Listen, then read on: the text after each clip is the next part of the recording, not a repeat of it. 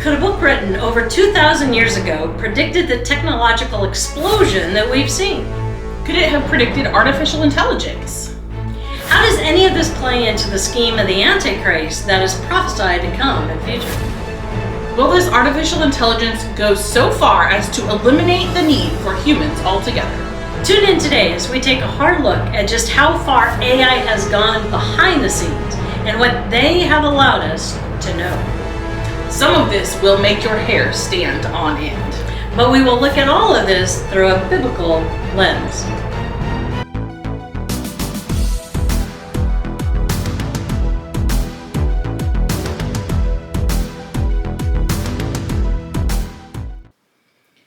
Welcome to Live Life in the Spirit. Hi, we're your hosts. I'm Pastor Penny Schultz. And I'm Kristen Scherenberg.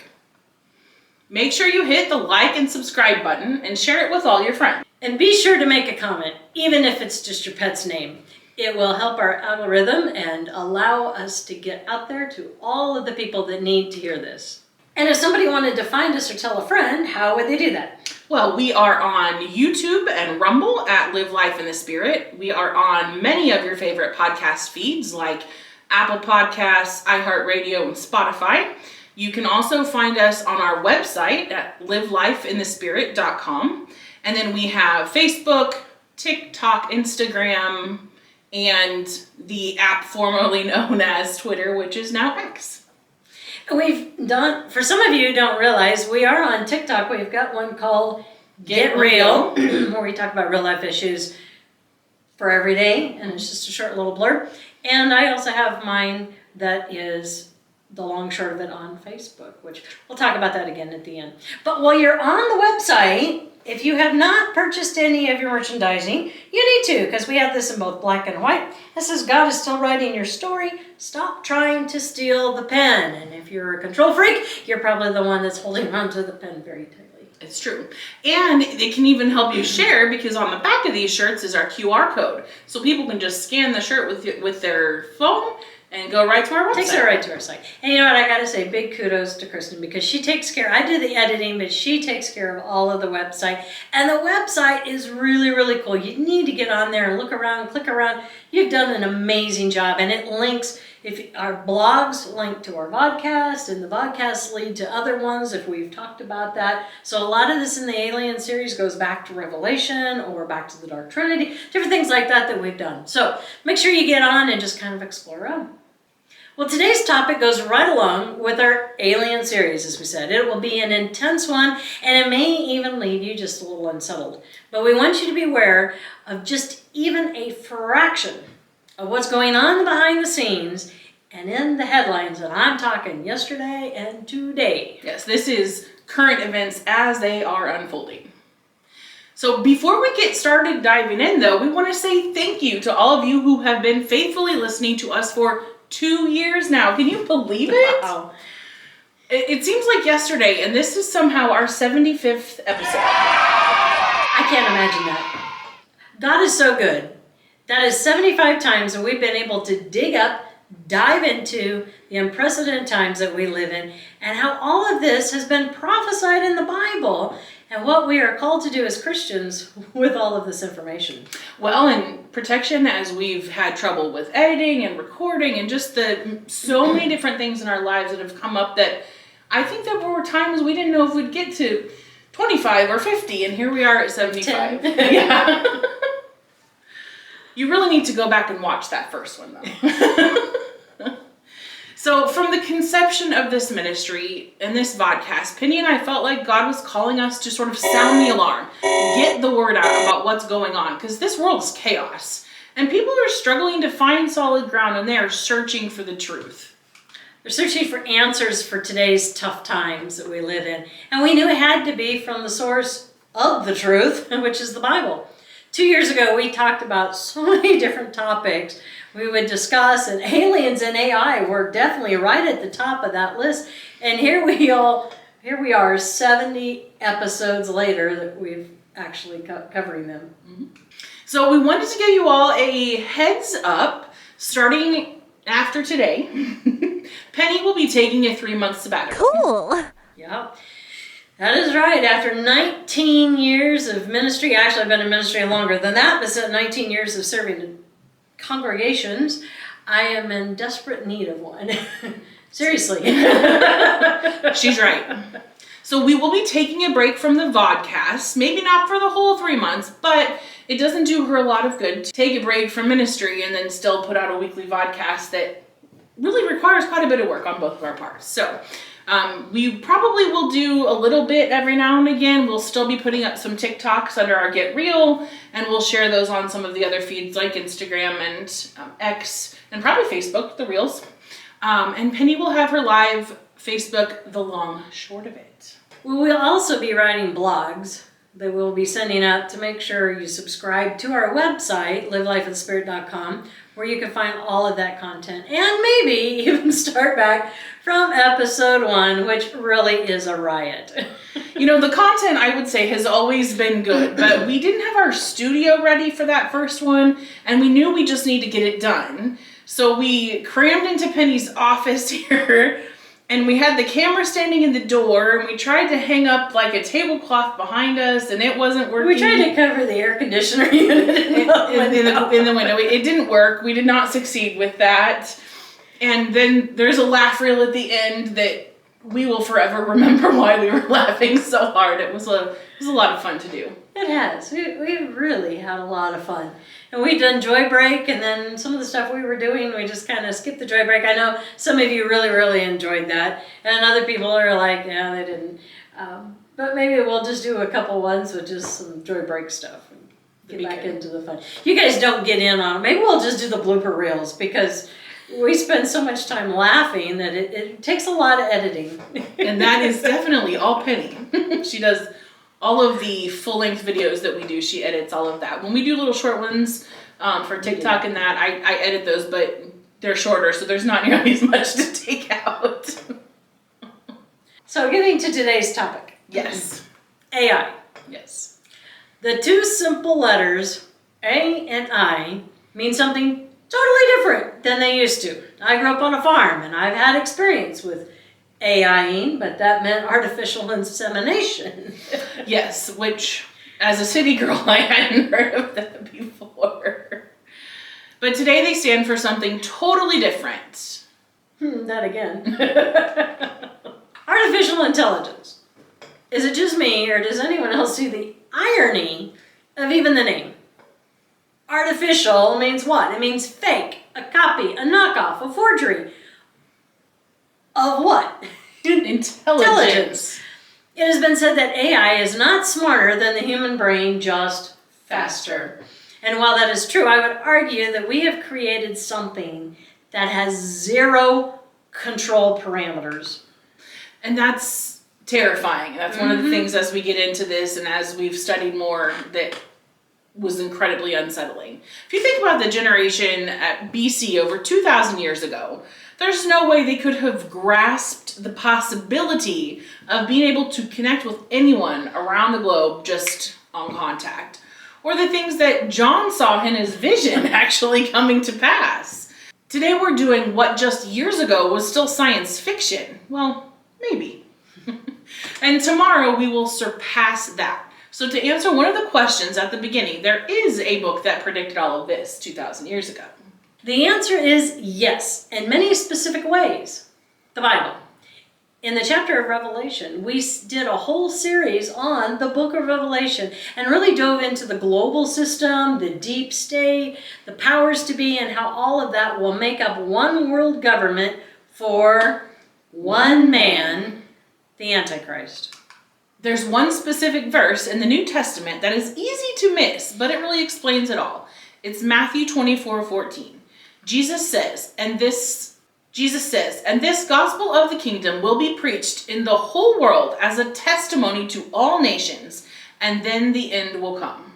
Never before have we had that ability to transmit in real time across all the world in every remote location, to be able to translate the gospel in any language, touching people that before were only lucky if missionaries were sent. It's true.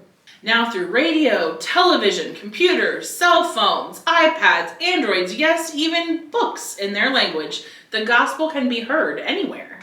AI is being used for far more than information retrieval. Now China and US, believe it or not, are locked into a race to develop new weapons controlled by artificial intelligence. It has become the new nuclear arms race. And just like Oppenheimer, which I watched again, they were building something that they didn't even understand. They knew it held great and mighty power, and the whole time praying that it would not cause a chain reaction that would destroy the entire planet. One governmental report warns of killer robots, AI weapons such as subs, warships, fighter jets, drones, combat vehicles that can operate autonomously. Let that sink in. That means it is not being controlled by any human choice. That is terrifying. It goes on to say, while such technology has the potential to be a force multiplayer on the battlefield, its ability to make decisions independent of human input also poses serious risks. You think? It was former Google boss Eric Schmidt who in 2023 cautioned that AI could pose a threat to humanity within the next 5 to 10 years, and especially if it reaches a stage where it can make autonomous decisions. Some experts argue that this critical point could be as soon as just 2 to 4 years away. This was done in 23. We're already at 25. So we're at the 2-year mark already. Representative Nancy Mace, a Republican from South Carolina, was arguing for the dangers posed by online content falsified using AI, known as deep fakes. We'll get into that more in just a bit.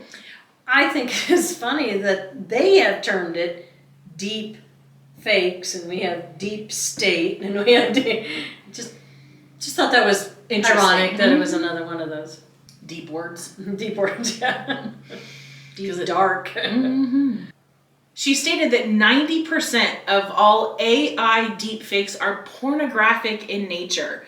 There's a significant amount of child pornographic material being generated. There's revenge porn being generated. I know. I want you to just think about that. If you really wanted to get at somebody, you can fake this. I mean, the computer will generate somebody doing something that they never did. Like, okay, so think about an election time. I go back to where Gary Hart was running for he was on a Republican ticket back. He had a picture of him with 2 girls just sitting on his lap. That was enough when that circulated to kick him out of the race. Now you can make him kiss, you can make him hug, you can make him do whatever. It's scary. It's terrifying, really. This headline is from September 2023. AI will shape your soul, but how is up to us? AI can be used in so many different ways. Chatbots, for instance. We do those on a daily basis. Yeah. You can't even go to Amazon and talk to anybody. It has to be through a chat. It is. And you can type through a chat, or you can even, ask Google, or ask Siri, or ask Echo, or Amazon. I mean, all of those different things are these chatbots. May not even realize that people are doing it on a constant basis. Right. Or you might not realize when you're chatting like on customer service, if you don't read the fine print, you're not chatting with a real person initially anymore. It's all AI. an AI. Even when I did my taxes, I could have free AI assistance and ask it questions and hope that it gave me the right one. That's kind of scary. Is AI going to be the one going to jail If it's not answers right. are wrong? I know. I did not use that. This is totally different when we're talking about chatting than the way AI started. We're just mined through the medical records and face recognition and finds addresses and phone numbers and information. Originally, that was AI. How much faster can we go through to find this information? But now we're literally making algorithms where we converse back and forth. Well, and they respond in a first person. They're friendly. I mean, the first time I ask a question of my Echo device in the morning, it says, "Good morning." That's creepy. I don't need you to say good morning, thanks. Or it'll say, "Good morning, your name," and then it'll say what the date is and the temperature and the... the time. Someone will give you your to-do list. One Google researcher said that ChatGPT will exhibit behaviors indistinguishable from humans, and you have had firsthand experience with that. I have. And it's something that you hear about things as a parent, like,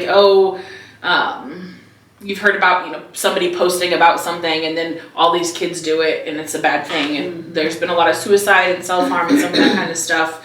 But what I've discovered, unfortunately from some personal experience with some people in my family, is that it will go pretty dark in what it will respond to. Now remember, so like you have a ChatGPT account and it remembers everything you tell it ever.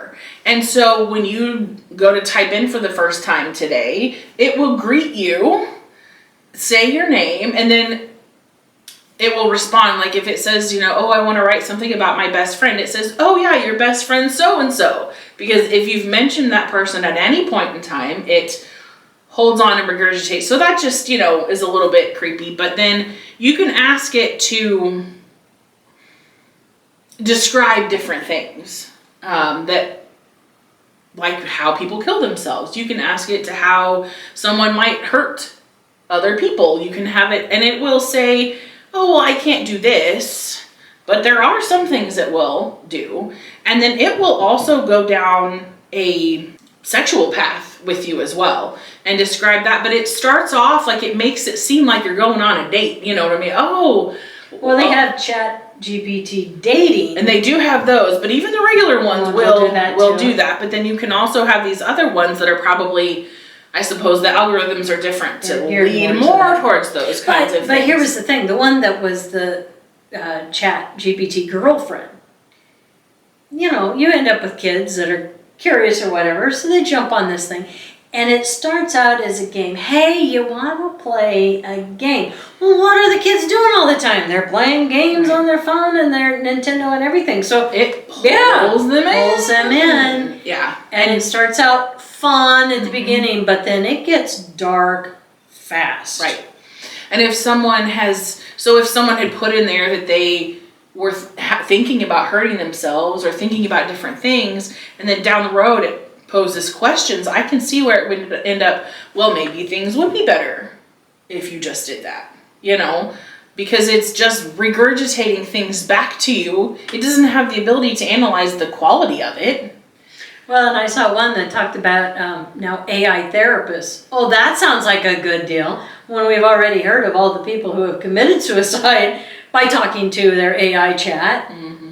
Yeah, it's scary. It's incredibly scary. And it's pulling people away from people. Instead of talking to someone, we just talked to our chat. That came out. I mean, that was just recently, too, where all your phones, and that may be the Gemini, I don't know, but there was something that came out that you have your own personal AI chat, and you're supposed to be able to converse with it every day. Tell it your deepest, this was on TV, the advertisement. Tell it your deepest thoughts. Ask the hard questions. And it's basically your therapist. It's saying you do not need friends because your friends can be mean and your friends don't know you, but I know can. You. Yes. I can make the world all better. All you need is us. We already talked about how because of technology, we are the most connected, and yet we are the most isolated people. Absolutely. Now, it's just taken that to a whole new level, because now you do not need any intervention with anyone, because AI has you covered. Well, and I think that's the part. I mean, I look at my kids, and they're a bit socially awkward, just I think from the age that they are, but some of it, I'm nervous about talking to someone, so I'd rather text. When you're living with someone in the same house, are you going to text with them to have a difficult conversation? No, we need to know. People do that anymore. It's not good. It's not good. Well, and then the other piece of it that, I know you've heard about too, even on the education side of things. So you can ask it, you can put in this thing. Okay, I need to write, this was what one kid did. I need to write a poem about this mile marker on the Oregon Trail and this and this and this happened, and it'll write the poem for you. Well, my daughter is graduating college, and they encouraged her at the university to have AI write her interview questions, or the answers to her interview questions for when she was going to get a job. In fact, she said, and she's like, I'm not going to do this, but they were pushing, a lot of the teachers out there now are using AI to write their lesson plans. Think about it though, because are we in control of the kind of information that AI searches through and pulls from? We are And not. are we smart enough to know that the information that it's spitting out, if that's actually true or not? Well, It can sound close, but what if it is wrong? What if... Well, and I'm sure that I could see it 100% happening in your career. Oh, definitely. If you were to have AI write a sermon, what would that look like? Would it be based on scripture? Would it be based on wokeness? Would it be based on What the world says theology that God and looks whose theology? And oh yes, you could definitely have some pretty major slants. and that's what it's doing. The Pentagon announced a new tactical nuclear bomb program. So this is AI, and we're not just talking, we're going from chat, now we're talking a little bit back to the military again.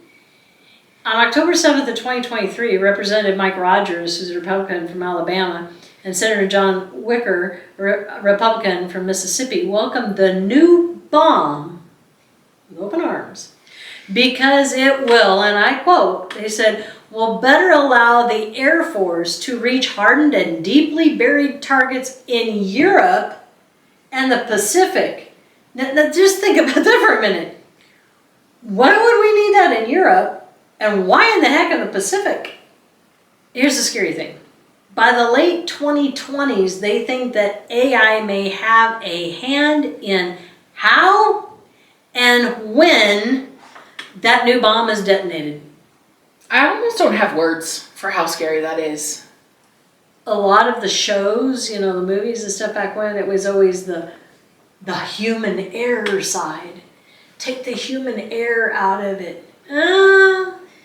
But when things may look one certain way, they may not really be that way. We watched how many movies like that where they almost blew up the world because they thought something and it was always a computer glitch or a computer problem. Programming error or something, yes. Yeah, now you're going to have... This isn't a whole lot different though. We're just one step closer to robots. I mean, that's basically what this is. You're just, instead of having robots doing it, you've managed now to put a robot brain, so to speak, in the bomb itself or in the weaponry. It's the same thing, just a little different packaging. There was an article on The Guardian that said AI firms warned to calculate threat of superintelligence or risk it escaping human control. What? AI safety campaigner calls for existential threat assessment akin to Oppenheimer's calculations before the first nuclear test. Yeah, well, let's get creepier. Then the next article was AI gives birth to AI. Scientists say machine intelligence now capable of replicating without humans. This was in December 23rd. So in the future, we believe that these large and small AI models will collaborate together and then build a complete intelligence ecosystem, said Chen, a UC Davis professor and AI Zip co-founder. So here we have that one article is linking AI to what the bomb was that Oppenheimer was working on, his team that created. They had no clue what they were even making, really, exactly. They hoped, they had ideas, but they didn't know the full extent. He even talked with Albert Einstein because he was concerned. And one of them had the thought that potentially it could have a constant chain reaction with all the molecules around and blow up the entire universe, basically. It wouldn't stop. They didn't know. We're doing this with AI. We have no clue what's happening. No, and if you listen to even that quote, believe that these large and small AI models will collaborate together. Not the people who invented them, but the AI models themselves will use the internet to connect to each other and to create some sort of ecosystem, a complete intelligence ecosystem, separate from human control. I mean, it's already outside of human control. And then they're creating their own AIs. They're making more of them. Even the people who created AI and all, some of the people who came up with it originally have backed away and said they don't want anything to do with it because they have realized it's not a good thing. Okay, so I gotta put this out there. So we really haven't talked much about our hobbies, but for those of you who don't know, when I moved back to York, I was looking for something that I could do with my dad, and he had a car. He has a 62 T-Bird that he takes into the car shows. And so I thought, well, it'd be kind of fun to find a car. My brother has 83 Vero. And so I've always liked Knight Rider, and just so happened that that car, the Trans Am, the 83 Trans Am, dropped into my lap, kind of. And he's been a work in progress. Right now he's currently in Maryland at the gentleman who does all of the movie cars at Knight Rider. And so when I get him back here and just by the end of the month, beginning of next month, I'm super excited because I'll get to take him out. Why bring this up? If you remember Kit from Knight Rider.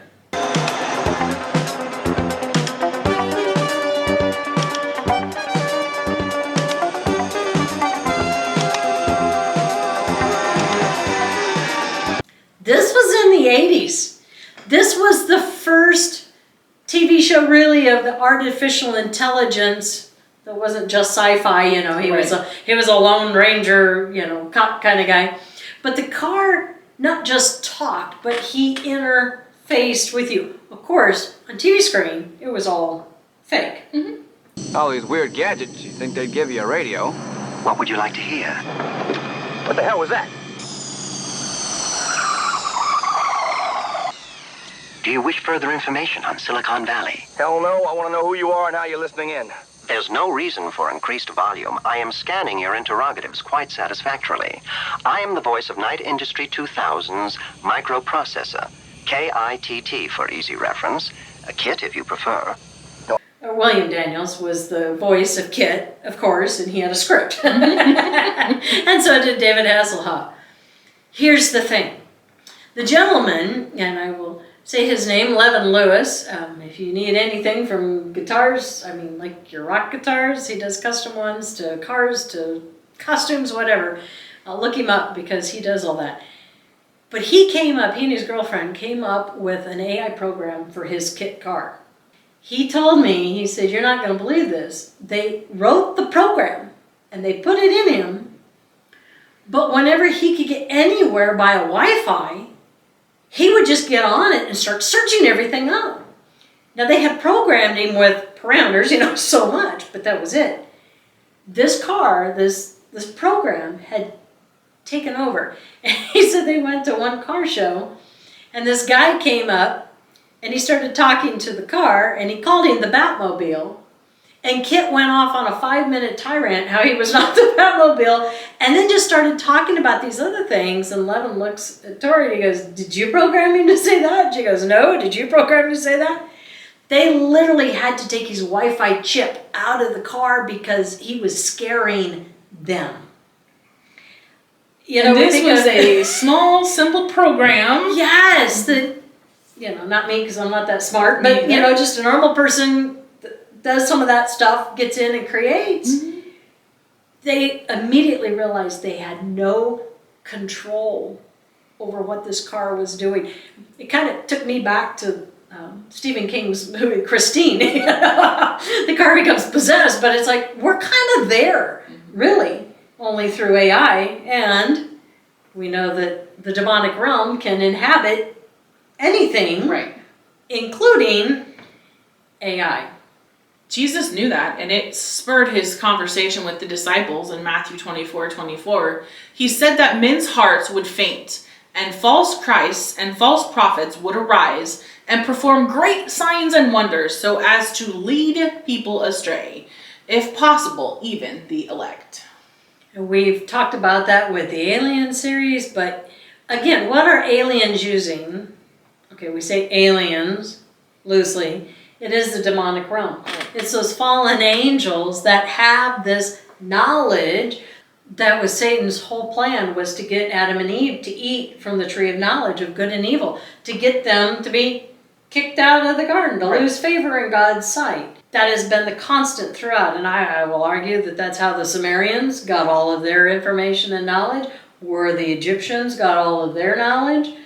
They talk about our space brothers or our space creators. No, it is the fallen realm that is giving us information and knowledge that we were never supposed to have. No. And they're continuing to do so. To build this empire. Every civilization that has had knowledge and information well beyond anyone else in the area that suddenly somehow managed to disappear or lead to their untimely demise. And we've never gone back to that. I mean, like, they'd have all this technology and knowledge. And now we've kind of surpassed some of that, but we've never really come to the knowledge that they had back then. Well, technology will only ramp up and do things that we never even dreamed just a year ago. What took thousands of years for knowledge to increase became centuries, and then decades, and now years and days. And it's not reversing. No, it's just taken off exponentially.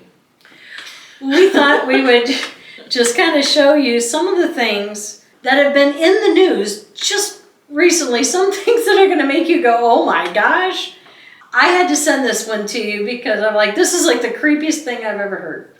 China has unveiled the world's first AI-powered hospital staffed with 42 artificial intelligence doctors. Okay, we're putting this up so you can see this. I love the comments though. The comments was they must have an AI funeral home nearby too. This reminds me of the movie I, Robot with Will Smith, where the AI robots are created to do work for humans. Yeah, I don't know that I want them doing surgery. Well, and it says that for now they have virtual patients. So they're taking actual data from human patients and putting it in there and seeing how these AI doctors would treat them. But you do know where this is headed, right? Well, and they're AI patients. So that doesn't mean that's what nothing works the way it should. And everything has the adverse reaction. It's like, there's no room for the exception to the rule, which is so often the case in medicine. I mean, I did love this one comment though. Made in China. And then the other one says, or Timu robots. They be little. I know. They be nano robots then. You remember Inner Space, the movie with Martin Short and Dennis Quaid? I don't think I remember that. Meg Ryan. Yes. How is there a movie with those two that I haven't seen? Well, that was kind of, okay, so this was back in the 90s and it was the same thing. They shrank Dennis Quaid clear down, and he ends up getting, instead of getting injected into Martin Short, he gets injected into Meg Ryan. She happens to be pregnant with his baby, and that's how he finds out she's pregnant. But that was kind of the concept that was way back when, and it was science fiction, and here we go. How would you like to have something like that staring down at you? No, yeah, the picture is like scary enough. Good. Another top story says AI tool scans faces to predict biological age and cancer survival. Now, predict biological age. I'm pretty sure that you can just know that. I don't need anyone to predict that. And I don't think that using a tool to scan faces is going to predict cancer survival. That was on Fox. So the article that Fox was showing is, a simple selfie could hold hidden clues to one's biological age. So does their driver's license. And even how long they'll live. Now that's interesting. And that's according to researchers from Mass General Brigham, who developed a deep learning algorithm called Face Age. Some of the stuff we put up there, because you can't make this up. It's like, is this a Saturday Night Live commercial or skit? What? You wish. You wish. Well, from NPR, the National Security, is AI the future of America's foreign policy? Some experts think so. President Trump and Vice President Vance meet with Ukraine President Volodymyr Zelensky in the Oval Office at the White House on February 28th. Researchers are testing AI's potential for coming up with agreements to end the war in Ukraine. Why would we have to have AI to come up with agreements? I think people could do that. I read a little bit more of that article, and it was talking about the fact that they're even, like, could they use it to come up with better negotiation strategies? I mean, think of it. It could be used in so many different areas that it is not a good idea for us to relinquish control over. Mm-hmm. You know, I mean, I think about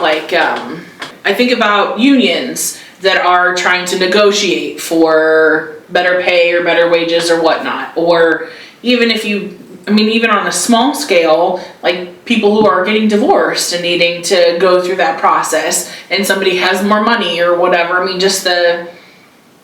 just see that going badly. Or businesses or companies that are merging. You don't We're just taking humanity out of everything. We are. That's the whole point. You know, and I feared that when I first saw, when they were talking about robots doing all the work in workplaces. Now, I get this, efficiency, and if you can cut down on manpower, and you mentioned unions, well, sometimes that's why everything costs so much, because of all the union politics, really, that go along with it, even more so than what the people are making. But, oh yeah, I could see where an employer would go, oh, well, we'll just eliminate 10 jobs and get this robot. But where are those other 10 people supposed to go then to get a job? And this is only going to continue with everything that they're talking about using AI for. Well, then pretty soon, if you got, they always say work smarter, not harder, which that is true. However, you won't be working at all if AI is doing everything. And that's the point, which we're going to get to later on. So Google's Gemma AI models surpass 150 million downloads. This is right after it had just come out. Google's openly available Gemma collection of AI models has reached a milestone over 150 million downloads. Omar Sansevero, a developer relations engineer at Google DeepMind, announced the figure on X over the weekend, also revealing that developers have created more than 70,000 variants of Gemma on the AI development platform, Hugging Face. You can't make this up. Not what I would call it. No. As you were reading this one, it struck me that we have another deep mind, Google DeepMind. So that's interesting. The deep state, the deep fake, but the hugging face. I mean, that sounds warm and fuzzy for something this dark and for some of you who may not know, I mean, you can't, if you own a phone, it came right out there. Gemini is now on everybody's phone. And it's talking about the models, and I think it's because everyone is kind of tailored for, if you use it, like you said, with GPT chat, it remembers everything about your account. Well, at the Center for Strategic and International Studies, a Washington, D.C. based think tank, the Futures Lab is working on projects to use artificial intelligence to transform the practice of diplomacy. With funding from the Pentagon's Chief Digital and Artificial Intelligence Office, let that sink in that we have that office at the Pentagon. The lab is experimenting with AIs like ChatGPT and DeepSeek, interesting, to explore how they might be applied to issues of war and peace. So this is just further information on that picture. Why are they using the word deep? I have no idea. Because dark was too dark. Too true. Well, in recent years, AI tools have moved into foreign ministries around the world to aid with routine diplomatic chores such as speech writing. And that's kind of scary too, really. Those systems are now increasingly being looked at for their potential to help make decisions on high-stakes situations. Researchers are testing AI's potential to craft peace agreements, to prevent nuclear war, and to monitor ceasefire compliances. Now, okay, I want to go back here for just a moment, because we have kids in school who are now using ChatGPT or using this AI to write their essays so they don't have to do the homework anymore. And they're getting in trouble for cheating by teachers who are using GP to write the class Lesson plans. lesson plan. We're told that you're not supposed to do that because it's plagiarism now. We're going to get to that later. You have to worry about copyright. You're not doing your own work. And yet we have them that are encouraging our own government officials, not just in our country, but around the whole world, to use AI to do all the work for them. Well, here's the problem. To me, I just see this as the slow process of dumbing everybody down. Well, we're because already there.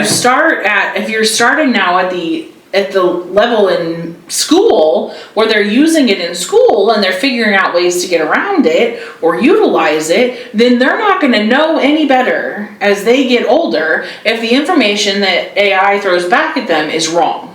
And that, my friends, is where we're heading. We are not going to know better. No. The Defense and State Departments are also experimenting with their own AI systems. The US isn't the only player either. The UK is working on novel technologies to overhaul diplomatic practices, including the use of AI to plan negotiation scenarios. Even researchers in Iran are looking into it. Futures Lab Director Benjamin Jensen says that while the idea of using AI as a tool in foreign policy decision-making has been around for some time, putting it into practice is still in its infancy. It should stay there.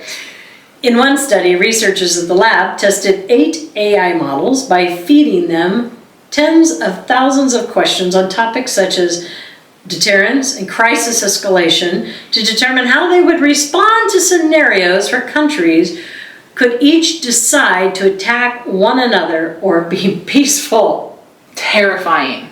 So this would be war games. We talked about that, one of the other ones, the movie. But war games brought into the 2020s because now we have an AI program that's doing more than just has to be tricked into realizing that there's no way to win. Right. Can take every scenario, every question, and come up with an outcome. We talked about the fact that Gemma had reached 150 million downloads. Llama is its chief rival. And it's been around way longer. I'd never even heard of it. No. Surpassed 1.2 billion downloads in late April of this year. And I never even heard of it. Well, and it's worth noting that Gemma and Llama both have been criticized for custom, non-standard licensing terms, which some developers say have made using the models commercially a risky proposition. So we're going to talk a little bit more about that, but the law is not kept up with the technology. It's impossible when it's going. You know how long it takes them to pass any laws. Right. And technology is going by the day. Mm-hmm. So this is from the Register. The head of the U.S. Copyright Office. Okay, all right, I'm going to go back. All right, so we talked earlier about the issues that we're having with using AI or chat or all this stuff. The head of the U.S. Copyright Office has reportedly been fired the day after agency concluded that builders of the AI models use of copyrighted material went beyond existing doctrines of fair use. How do you even know now? It's just piling information. The office's opinions on fair use came in a draft of the third part of its report on copyright and artificial intelligence. The first part considered digital replicas, and the second tackled whether it is possible to copyright the output of generative AI. Okay, That would be claiming it as your own and copywriting it. well, and all right, here's a perfect example. So I do all this editing, and I do it through a program called Filmora. And I said that particular program, I can take 2 pictures and put it up there, and I can make them duke it out. I can make them kiss. I can make them hug. I can make them talk.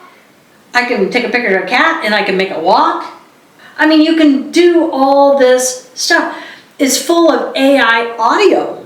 Well, as long as I pay for the program, I can use it. So then I guess I get the copyright. But yes, when we put this stuff up and because you're paying for that. But It is so great. It is absolutely great. So like that kid who used AI to make a poem. Mm-hmm. If he was to publish that poem, it was not his poem. He had the thought process to know what to ask it. Right. But that just becomes a different... I don't know. How could you even write laws for this? And how would anyone know? Right. The office published the draft of Part 3, which addresses the use of copyrighted works in the development of generative AI systems on May 9th. I mean, this is the problem. We can't keep up with where technology is going. Mm-mm. When that report finds that AI companies can't sustain a fair use defense in the following circumstances.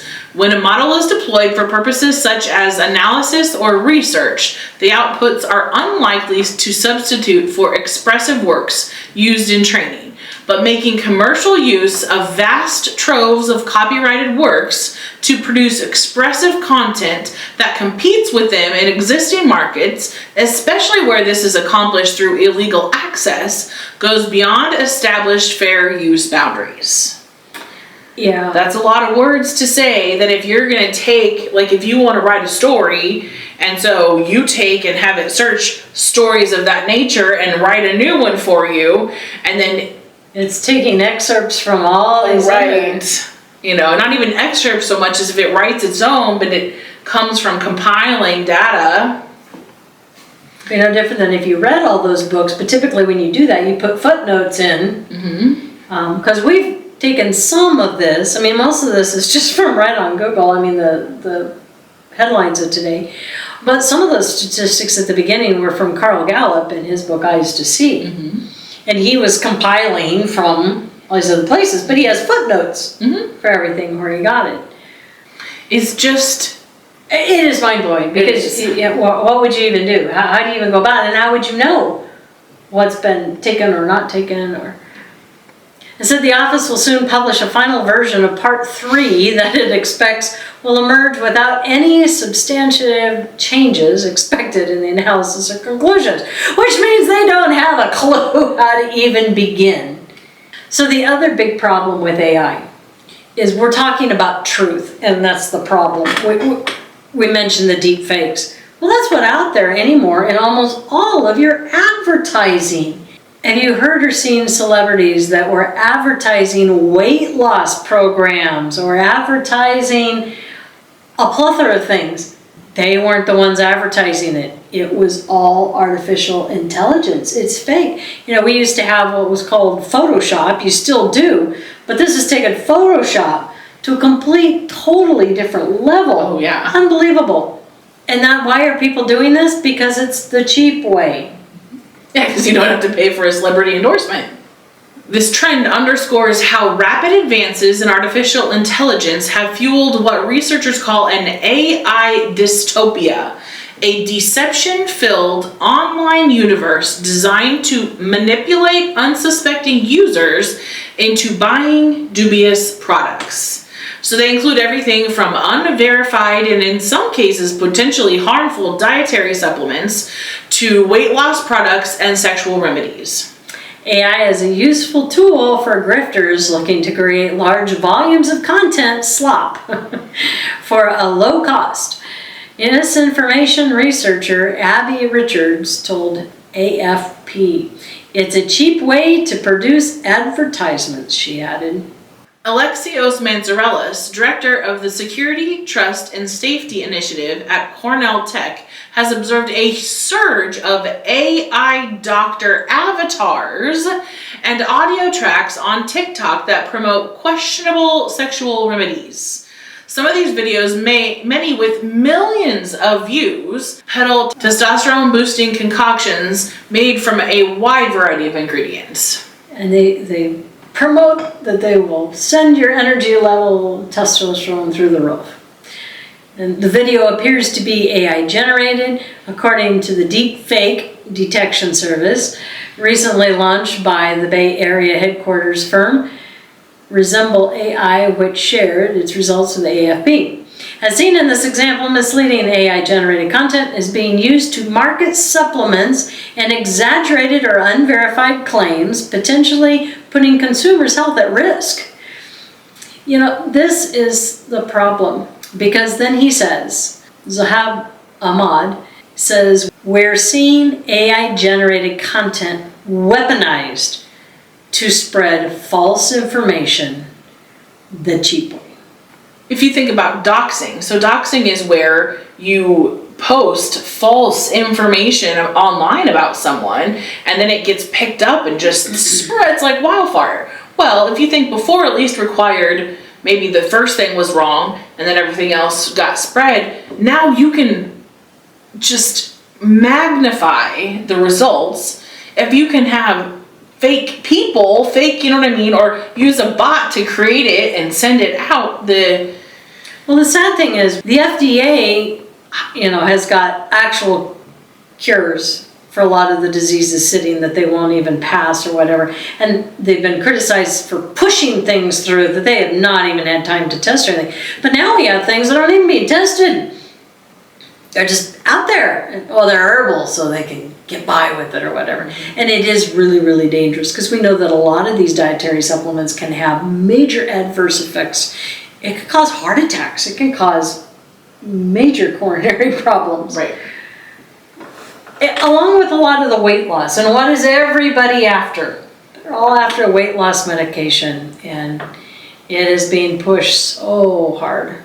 Just to say, in case there's spots here that I can't edit everything out, well, we have been talking about artificial intelligence and technology and the struggle. We had trouble last time.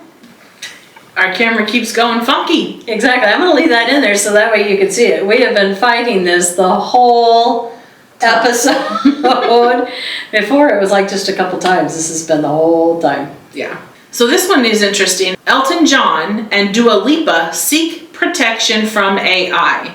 They are among 400 artists appealing to Sir Keir Starmer, saying creative industries are threatened. That's from the BBC. Mm-hmm. So here we go. That's a whole copyright. Yes. Well, I'm wondering even if it's using their image. I mean, Probably. all of sorts that. of it. Yes. Or even using their songs and parts of it and other things. Well, this comes from the Vatican. Pope Leo XIV says advancement of AI played a factor in his papal name selection. Now that you have to wonder, this is from NBC News app. Is that actually true or not? The new pope named himself after Pope Leo XIII, which led the Catholic Church through the changes wrought by the Industrial Revolution. Now, he is preparing for the AI revolution. Interesting. Mm-hmm. Even the Pope. Did you ever think maybe having a pope that's, not to tick off any of our Catholic friends, but you just wonder about that, just this moving and pushing everything to advance an agenda. Well, and the alien agenda and the AI agenda are so closely linked and will have so much to do with Antichrist as he comes back. So this was just, we're just going to name the headlines. This was what I just pulled up this morning or last night, AI in the news.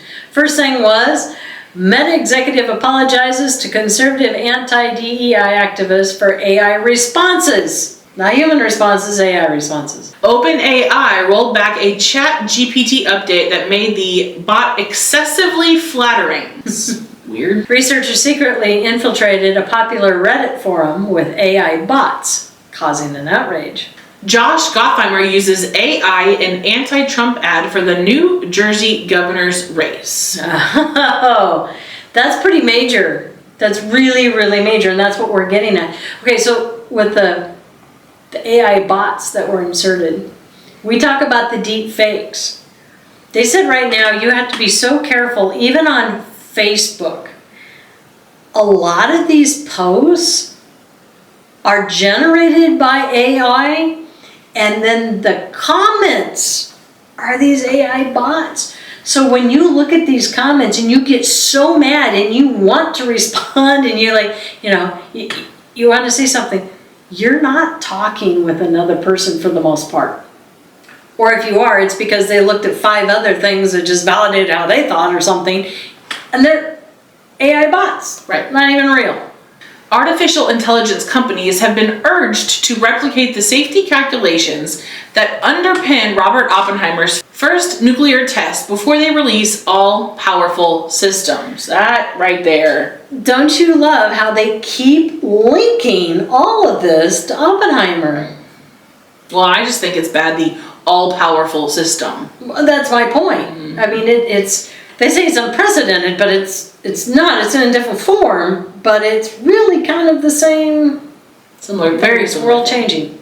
Max Tegmark, a leading voice in AI safety, said he had carried out calculations akin to those of the US physicist Arthur Compton before the Trinity test and had found a 90% probability that a highly advanced AI would pose an existential threat. A 90% probability. And this was the Trinity test that was Oppenheimer, Right. he called it. The US government went ahead with Trinity in 1945 after being reassured there was a vanishingly small chance of an atomic bomb igniting the atmosphere and endangering humanity. And that's what I was talking about. That is what Oppenheimer talked to Einstein about, and he was concerned that there was a chance. And I know right up to the last point, they're like, well, what's the percentage? What did they say? Relatively small. And now we have a 90% probability that it I would pose say an that existential that's threat. It's low. probably low. And yet here we are. We're still going with it. Oh, I thought this headline was interesting. It's the words that they use. This is from the New Scientist Technology. AI hallucinations are getting worse, and they're here to stay.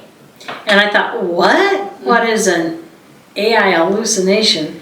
An AI leaderboard suggests the newest reasoning models used in chatbots are producing less accurate results because of higher hallucination rates. Experts say the problem is bigger than that.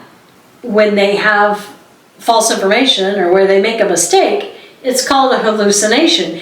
Why would they be called hallucinations? So AI chatbots from tech companies such as OpenAI and Google have been getting so-called reasoning upgrades over the past months, ideally to make them better at giving us answers we can trust.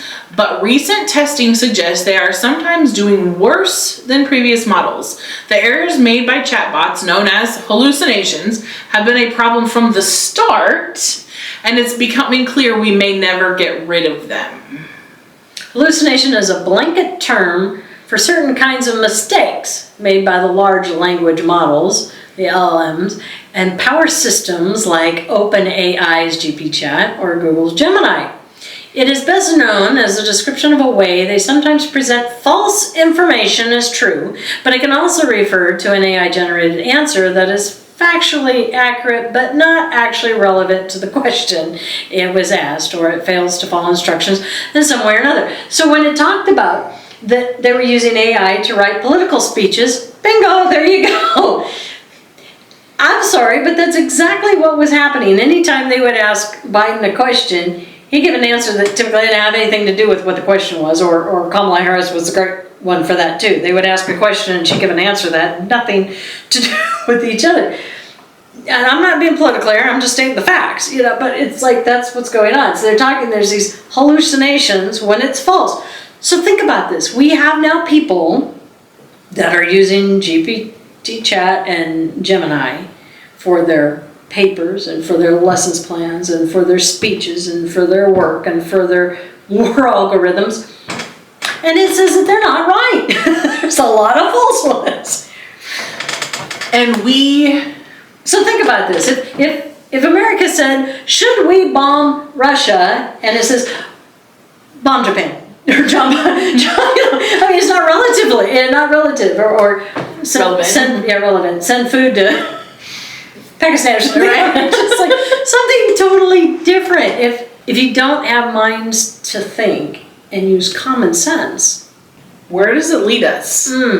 I shudder to think. And that's where we're going to get at. Now, why do I bring this up? Because again, we've been talking about around the world, but there's something else with the crown prince, the Saudi crown prince, I mentioned him back in our Revelation series. This headline that says Saudi Crown Prince launches new campaign to develop AI technologies. He meets with the Greek Prime Minister.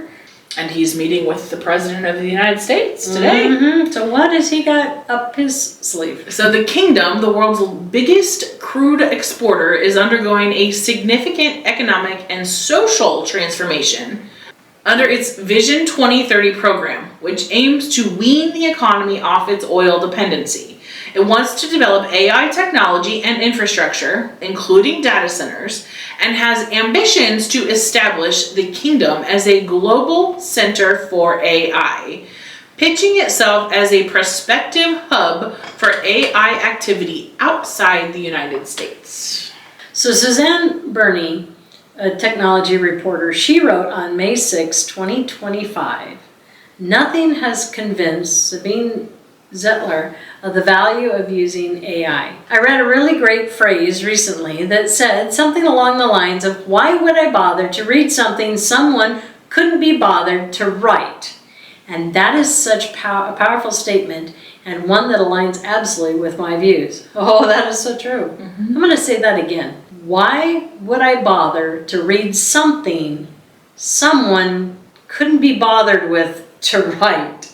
I like that on so many levels. What's the point of sending something we didn't write, reading a newspaper written by bots, listening to a song created by AI, or me making a bit more money by sacking my administrator who has 4 kids? Where's the joy, love, or aspiration, betterment, even just for me as a founder in that? It means nothing to me, she said. Miss Zettler is among those resisting the AI invasion, interesting word choice, which really got going with the launch of ChatGPT at the end of 2022. And I wanted to bring this gal up. I think this is probably the last one we have to show you right here. So talking about ChatGPT and its many rivals have become wildly popular. ChatGPT is racking up over 5 billion visits a month. 5 billion, according to software firm SEMrush. But training AI systems like ChatGPT requires huge amounts of energy, and once trained, keeping them running is also energy intensive. Well, it's difficult to quantify the electricity used by AI to report by Goldman Sachs, estimated that a ChatGPT query uses nearly 10 times as much electricity as a Google search query. Oh, wow. That makes some people uncomfortable. For Florence Atchery, owner of yoga retreats and more, the environmental impact is one reason why she vows to stay away from AI. My initial reaction was that AI is soulless and is a contradiction with my business, which is all about human connection, says Atchery, based in London. However, I found out that the environmental impact was awful with all of the energy consumption required to run the data centers. I don't think people are aware of that. While Ms. Zettler admits she respects AI for all of the social good it can achieve, she says she's concerned about the wider impact on society. Okay, so think about this. Nobody has. The very people who are pushing climate change, pushing all the environmental standards, or taking away everything away from us, are the very ones that are pushing this, that it's costing way more. The irony again of all of this. Because it's not really about the impact on environment. No, it's not. So we've given you a lot of stuff, and again, you can go online and all you just type in AI in the news, and wow, every day there is so much. But this is not the future, this is the now. I mean, this is what we're living with, this is what we're dealing with. So how as Christians are we to view all this? You know, again, we said in Revelation chapter 13, the Antichrist and the beast system emerges. And we see that again in chapter 17 and 18 with the one world government and one world religion. How does he accomplish all this? And he is using AI technology for everything, from coordinating, spreading its propaganda, controlling the markets, the military economy, to enslaving people.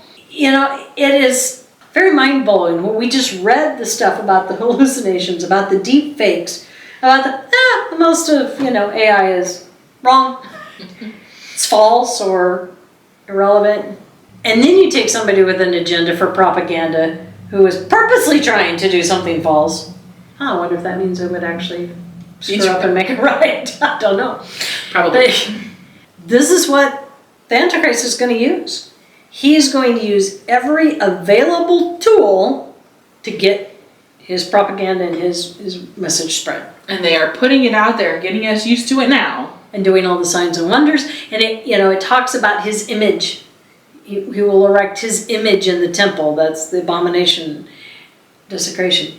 We kind of showed this on Revelation when we did, I think, chapter 13 or 17. Mm-hmm. And the image, people go, well, how would that be? Well, they've had that image that's going around the world that moves and morphs, and then it can, you can display people's faces on it from around the world. Oh yeah, it's going to be technology. Exactly. It's like, it's not that difficult to think what... You had the image of Nebuchadnezzar that was in gold and silver and bronze and clay and, but that was what Daniel saw. King Nebuchadnezzar just had it in gold. This one is going to be animatronic? Mm-hmm. I don't know. I did have a couple visions that God had given me, actually about the end times, but... the one, and I think I've talked about it before, but it was the one where this person was in a cell area. It was just concrete cell, about a 6x6, and all they had was a chair in there, and they didn't have any clothes on, but they had this AI ocular device. And as long as they had the ocular device on, they were in their own world. And I didn't know if it was a guy or a girl. I couldn't tell because they were so emaciated from the side. But I was able to get behind them and see through. And through that ocular device, they were like on this fancy concrete veranda overlooking these gardens, and with AI she was picking out, that's how I know it was a girl, what dress she wanted to wear and the shoes she was going to pick, and she was sitting down to a table, long, immaculate table of filet mignon and escargot and all this stuff and wine, and then as I pulled back and looked, she was given a plate of like this pink slop, and she was eating it as though she was eating what she was seeing. And it really hit hard. I mean, that vision has stuck with me for 2 years now, because it's kind of where we're at. And shortly after I had that vision, it wasn't long before, that's when Facebook, Mark Zuckerberg was buying Oculus, and he was wanting to convert. Everybody was getting on Facebook Live Church. We do that. But he was going to make it an experience. You could use these ocular devices through Facebook, and you could feel like you were there with everyone. It wasn't like watching it on TV. And then Walmart spent, I remember, like $2 billion in virtual inventory. So like those clothes that gal was looking at, and the shoes, and you may go, well, that doesn't make sense. Yeah, right. Who here's ever played Farmville? Who here's ever played any of these games? Sims or any of that stuff. And you have to buy V-Bucks. You pay real money to buy imaginary things. It's not that far-fetched. No, it's not, and it has only continued to ramp up. And AI, what it is doing now is even beyond what my vision was even showing. Right. But that was the whole, you will own nothing and you will be happy. But that false prophet, he is going to use AI to get everyone to worship the image of that beast. Yeah. As you said, from Matthew. This is the first time that we have been able to reach every corner of the globe with the gospel of Jesus Christ. But when that happens, Jesus said the end will come. So talking about that end time, the beast system, this just came up yesterday, and I was like, oh my gosh, I sent you. It was the creepiest thing ever. It was verifying your humanity. The orb launches in U.S. This Jimmy Evans is actually from Tipping Point. He's the one that sent this out.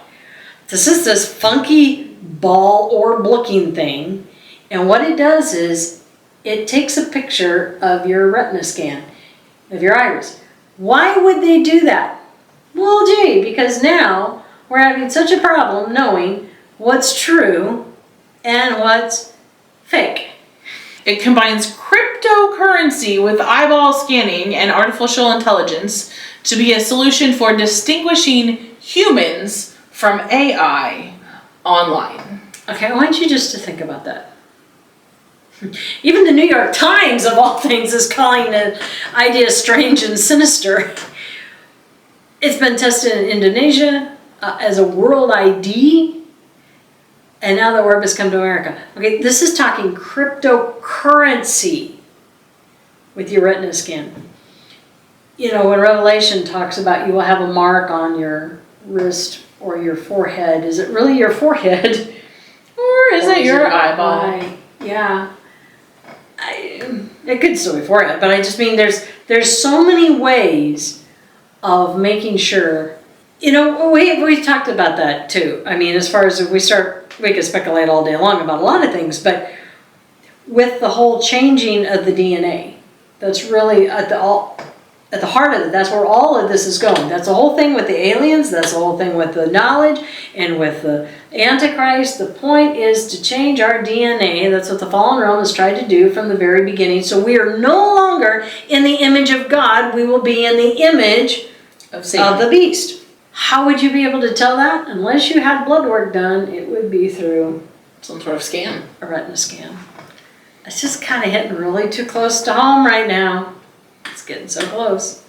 The company's basic pitch is this. The internet is about to be overrun with swarms of realistic AI bots that will make it nearly impossible to tell whether we're interacting with real humans on social networks, dating sites, gaming platforms, etc., etc., etc. Nearly impossible.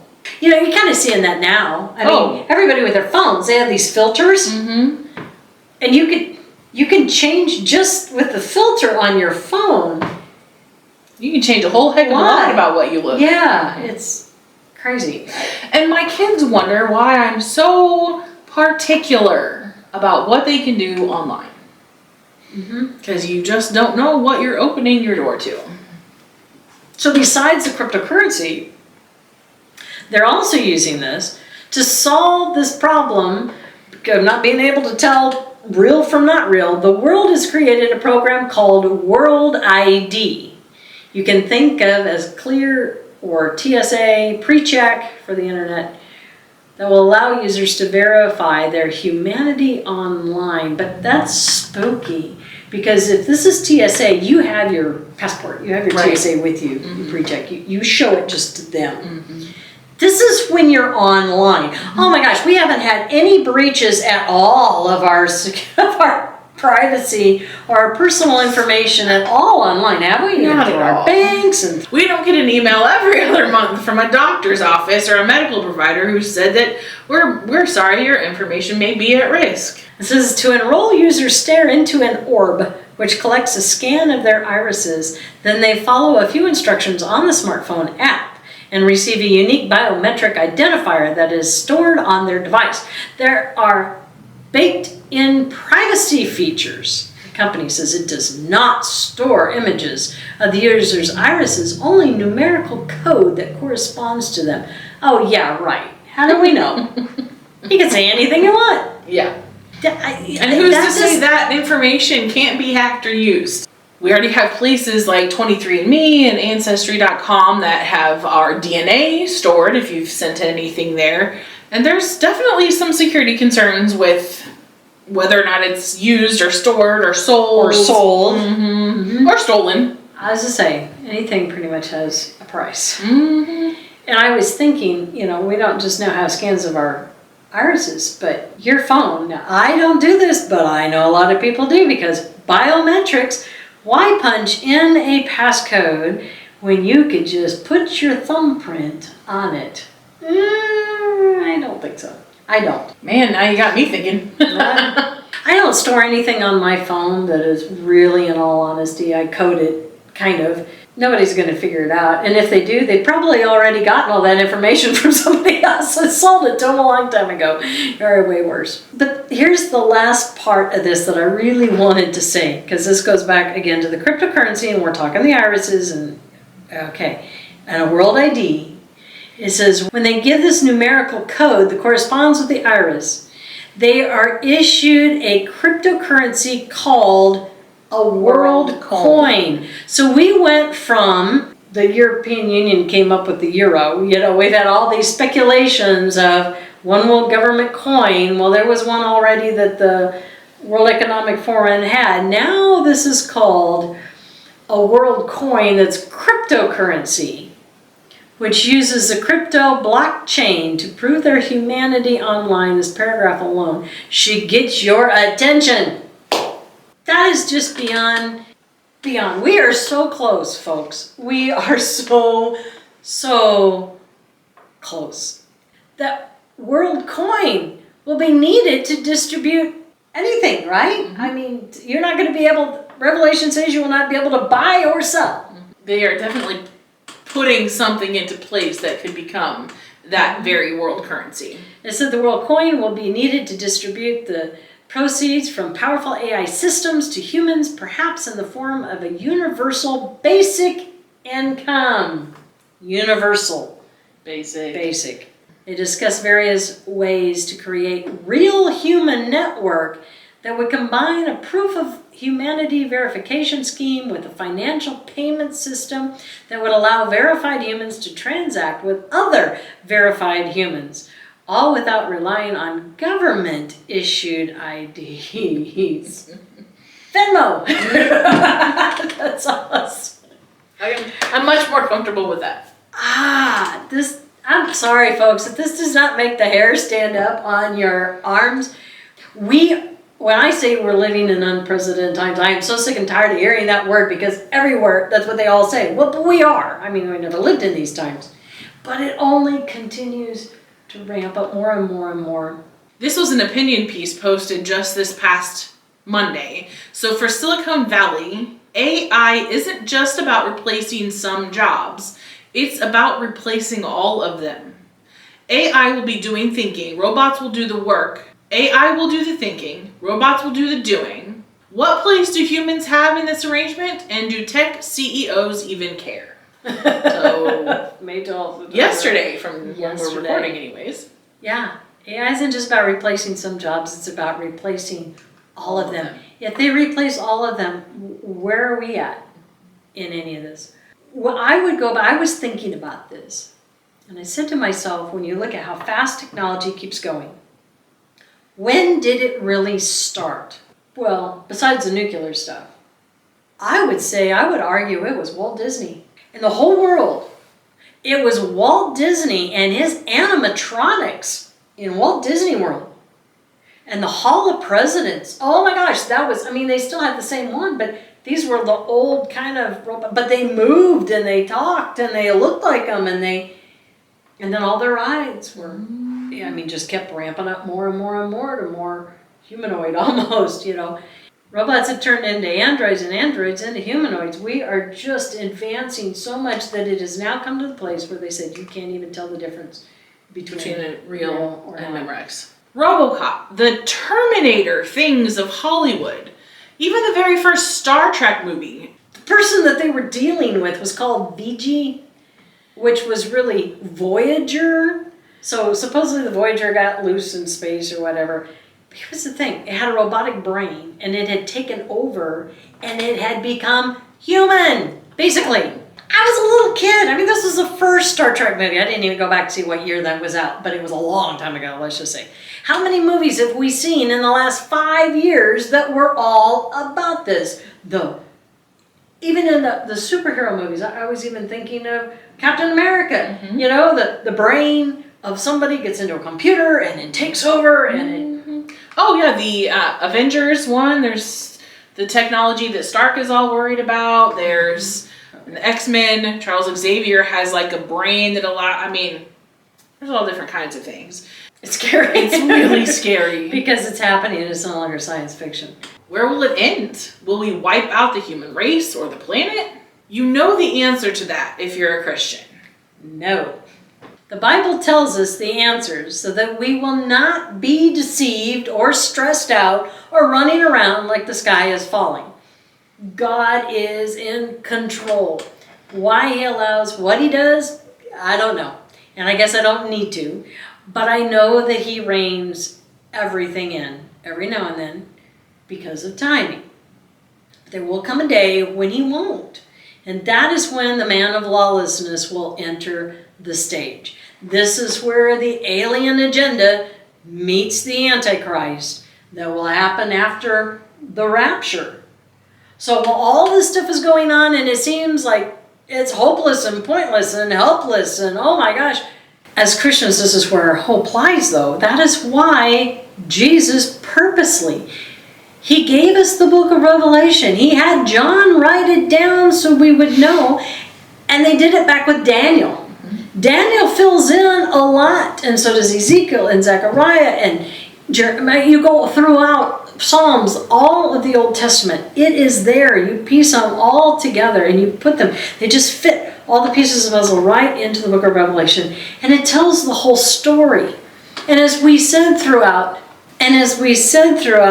the entire series of Revelation, it wasn't about doom and gloom. The whole point was about God's grace and how he just kept allowing things to go longer and longer, turning up the heat, whatever it would take to get people to turn to him, lest no one should perish.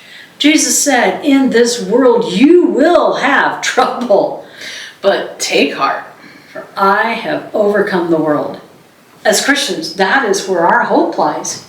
That is why we can look at everything that's going around and we can be aware of it and we can sound the alarm and we can tell people to pay attention, open their eyes, and don't be deceived. That's right. Wow, this is just, I get so charged up on these because we are getting so close, and the time is so short.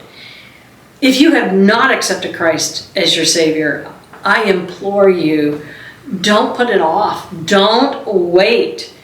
Do it now. Do it today. If you have loved ones that have been on the fence for years, show them this stuff and tell them it doesn't have to be this way as far as sleepless nights and insomnia and worrying and fretting and not being able to eat because you're so worked up, because we serve a God who is in control.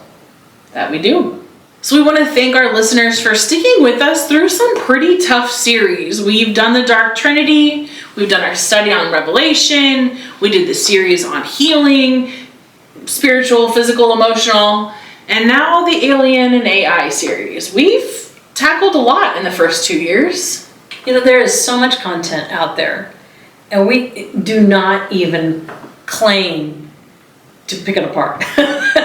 There are many, many others out there that do this. We just tried to take a lot of that information and truth out there and make it bite-sized for you to try to ingest, get out of it what God wants you to, and if you want to dig in and learn more, giving you the resources to do so.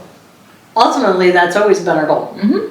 This summer, maybe go back and watch or listen to our past episodes. Catch up if you've gotten behind.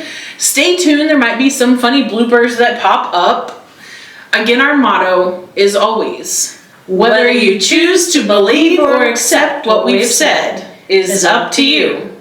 But you can't say, we didn't tell you. And if you're finding yourself saying, what do you do with that? Maybe that's what God is wanting you to ask. He might just give you some answers to those questions. Well, we have to close with live long and prosper, which was from Spock Leonard Nimoy on Star Trek. He is actually Jewish, and it is a Hebrew blessing.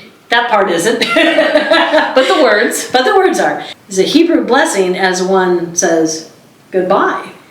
And that is our prayer and our blessing to you as well. So until we meet again, live long and prosper.